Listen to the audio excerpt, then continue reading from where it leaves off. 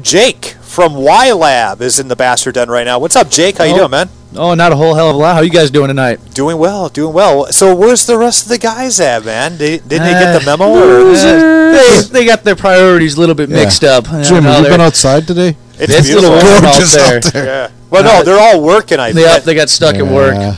Luckily for me, I got a little bit of leeway. Now, I hear Sean works at the porn shop. Is that right? It'd be news to me, but that'd be kind of cool. Maybe give me a nice little band discount. Yeah, I'll stop by and tell you on my way home. YLAB going to be part of Maybatch. We'll talk about that. You guys had a show on was it last Saturday? Last Saturday at the Wisco. At the Wisco with Kill Jr. And also Ald Murder, a Misfits cover band. I came in late. I got there about the middle of your set. Right. And awesome. By the way, you guys are freaking awesome. Thank you. The reason I brought that up though, first of all, the Misfits cover. How were they? They were great. They were great. I was really impressed with them, and I'm not just saying that because two of the guys are in YLAB, but they played phenomenal. I was really impressed. It was the first time I ever seen them play. Now, who's in in YLAB? Who's in the Misfits cover? Swaz and Corey, so really? The guitar player and the drummer. Okay. Nice. So it was a really good show. Kill Jr. came out, did an awesome job, and finished out the night, and it was just a freaking blast, I tell you. The drunk chick. There was a drunk chick that got a little bit inebriated and slut. Yes. She jumped up on stage, and next thing we know, busted something on the guitar player for Kill Jr.'s equipment pad, and that sucks, man. It kind of did. Well, every show needs a drunk chick. And there is one. They just don't necessarily need one to be on stage, or if she's going to be on stage, she should be topless and stay away from the equipment. Yeah. Microphone, okay. Stay away from the amps and stuff. You stole my thunder there, Ita, but that's all right. It's what I do. It was good stuff, So, man, you got 2-track EP coming out. 4-track. 4-track. Oh, my bad. I stand corrected. Better correct that. They upped it by 2 while you were. I'm going to cross out my 2 and write a 4. I'm going to try this again. You guys have a 4-track EP coming out here pretty soon. And you guys were looking to release that during Maybash, hopefully. That is correct. Tell us a little bit about it. Well, we went into Baby Blue Studio, which a guy by the name of Jeff Greasehammer, he's been recording us and mixing us for a while.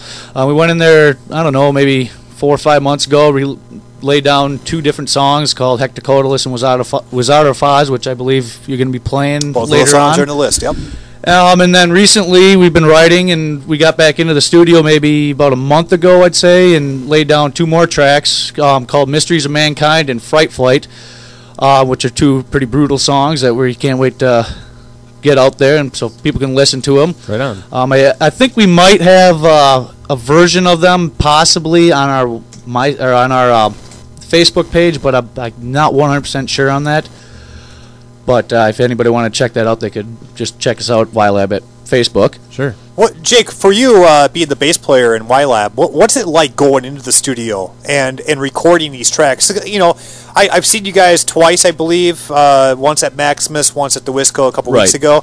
You guys are just tremendous live, and I can tell you guys are a complete live band. What is it like for you guys to go into the studio and be technical and break stuff down and try to bring a CD together? It can be tedious. I will have to say that, but it's pretty laid back atmosphere. You go in there, lay down a click track, and then you can start going ahead and doing drums and then guitars and bass, vocals, etc. And you just kind of layer it on top of each other, and eventually, after some cussing and some whining, out pops a great tune. And are you guys you look at it as a business, or you go in there and try to have fun? Kind of half and half. I mean, we do have a job to do as far as getting these tracks laid, but in the same sense of that, we don't want to go in there being just all uptight and being frickin' Nazis about it. So I mean, it's pretty much, I'd say, half and half between business and pleasure.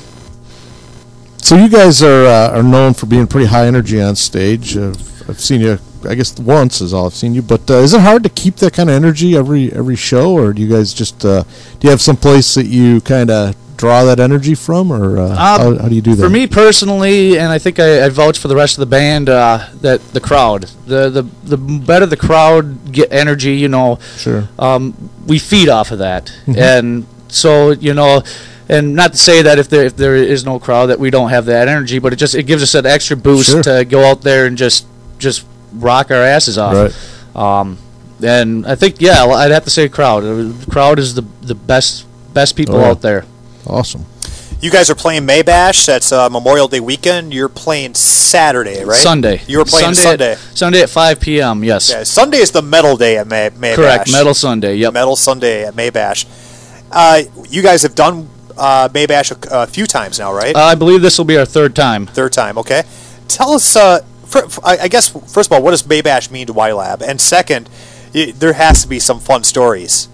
Yeah, there's a few good stories, but to answer your first question on there, I think for Maybash, it's just a good place for metalheads and local music fans alike to come together, and you're outside, you're having a great time. You know, it's almost a free for all. You know, minus violence. You don't want any of that type of stuff. No one fights there. I've never. Yeah. I've personally never seen anybody fight there. I'm sure there might be a couple of arguments here and there, but it's pretty low key and everything. Everybody goes out there, gets their drink on, and has a frickin' blast. What's the most memorable story you have from Maybash? Well, since last year was my Virgin Cherry Pop on there, that was my first time out there. I have to remember I was quite loaded, and I decided to jump on a quad that I didn't quite know how to drive. And not to mention the fact I only had flip-flops on. Nice. So I take it out onto a trail, and next thing I know, I kill it, and the battery dies on it. So I'm like kind of going, help, somebody come out here. And so finally a group of people come out there, including the owner, and he gets on it, and he's like, fucking battery's dead. Oh, damn. So needless to say, we had to leave it there until the morning, and well, then I think then things started to get pretty fuzzy for me. Yeah. Once you get done playing, then it's time to get out there and drink, have a great time. Do you camp out the whole weekend, or do you just go out on a Sunday? I generally go out there on the Sunday, and one night of complete debaucheries will get me in trouble and get me feeling pretty horrible on the Monday morning. Well, it's Memorial Day weekend. You have nothing to lose, you know. This is true. So other than Maybash, you were saying off the air, there's no other gigs coming up for YLAB. Right, a couple things in the works though. We got a couple things in the works, but right now our schedule is open. Not to say that something's not going to pop up here in the next couple of weeks. We're always looking to play as soon as much as we can, really. So if there's anybody out there that's looking for somebody to come in and fill in a spot for you, give us a call or give us a shout on our Facebook. And what is your contact information, website, Facebook, and all that? It's YLAB at Facebook, and then I believe it's YLAB Wisconsin at MySpace. Yep. And yeah, come check it out and send us an email or send us a message on there, and we'll get something together, or just call and say what's up, or cool. We're always looking forward to talking to people. Give YLAB the thumbs metal horns up, that's for sure. If I could do that. I don't know. That's like a I love you 3 horns. Hey, we play a world famous game here in the Bastard Den when the bands come in. It's called Band Name or Bullshit. You want to play? Oh, yeah, let's give it a whirl. Let's do it. Bullshit. That question is bullshit to begin with. This is humiliating, and I'm pregnant, and I'm incapable of bullshit. I have lost the ability to bullshit. Everything that guy just says is bullshit. Thank you. Thank you.